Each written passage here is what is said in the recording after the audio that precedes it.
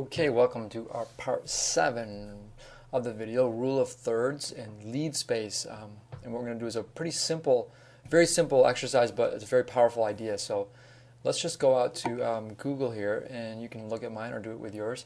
And I typed in talking space and rule of thirds all together.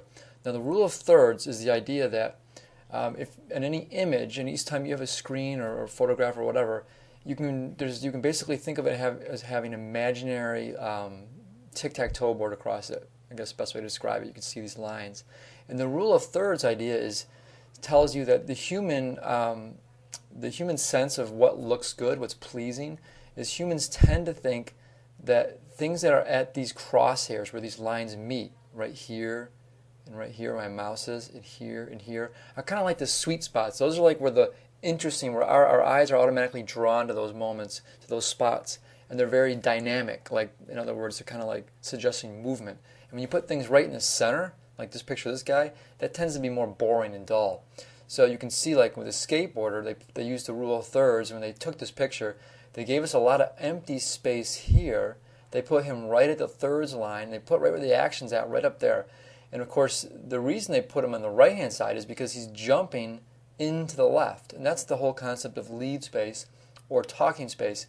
If like someone was standing here and they were talking to a crowd, you'd want to put them on this side and you'd want to give them space to talk into.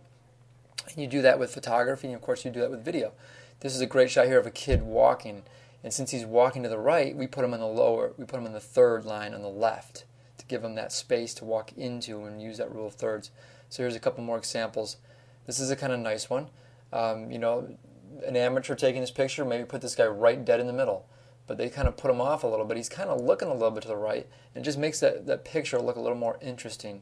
The goat, just standing there off in the field. Why not put him right in the center? This photographer makes it a little more interesting, puts him off to the third. So your job is to find a picture without using the rule of thirds. Just find any old picture that you can see that demonstrates the rule of thirds. Like this picture really does not. I mean, she's a little bit over the left, but I wouldn't say she's in a good space there. So you're going to find one, and once you find that, copy and paste it into Dreamweaver or into Flash. I'll meet you over there. I'm going to get one. Okay, I found this picture. That's kind of interesting, and it's definitely got the rule of thirds here, and it's kind of a little bit different than you'd expect, because since this, you can see the kind of the motion that this rock, it kind of came from here, and the direction it was moving was to the right. So traditionally you'd put this rock over on the left hand side. It's moving. But this rock already came to a stop, so we're kind of seeing where it came from instead of where it's going to. So it's on this side of the screen, which makes it kind of interesting. And I did give credit, since this was on the website. It said, it's obviously done by a very professional place. And I'm going to show you this with text while I'm here.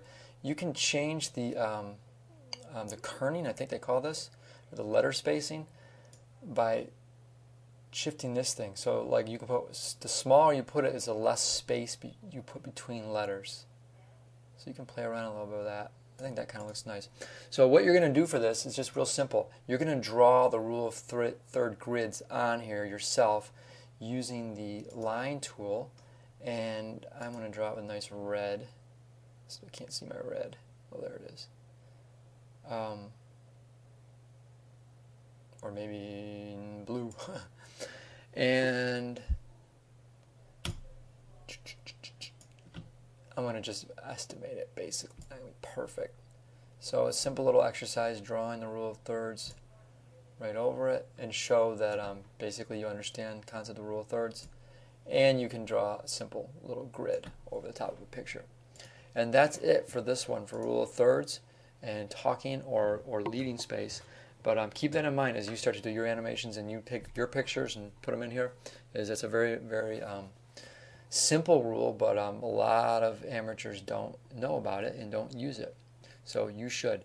Hey, now we're about done with this project. So the last video you're going to watch is going to show you how to get this thing to link up. And I just want to point out that I added a second layer to mine, which you probably don't have. I just did that back here to get this. To get these lines that I drew, to put them underneath the umbrella. That's why you see that, so I don't want to confuse anybody if you see those double lines with this second layer, but you don't really need that depending on what you drew. That's like another concept we'll introduce in the next project, is using your layers more. and your locks and all that good stuff. But for now, you just need to get this thing saved, and then you're going to link it up. And then when you link yours up, it's just going to play really fast. Don't worry about that. We're going to show you a little bit later how to put buttons on it so you can control this video. But that's enough for this part.